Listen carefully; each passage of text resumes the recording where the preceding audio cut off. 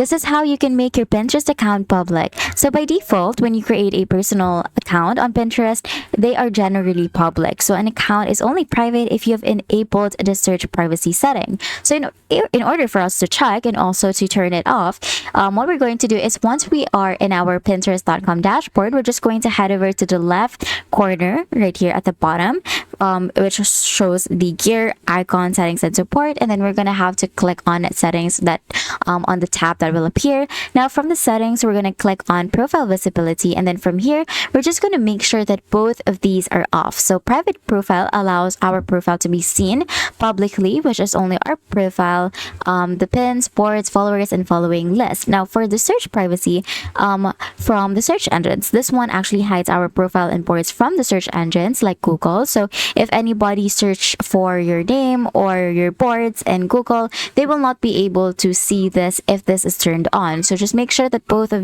these are turned off, and our profile and our boards will be visible to both the engine and the Pinterest website itself.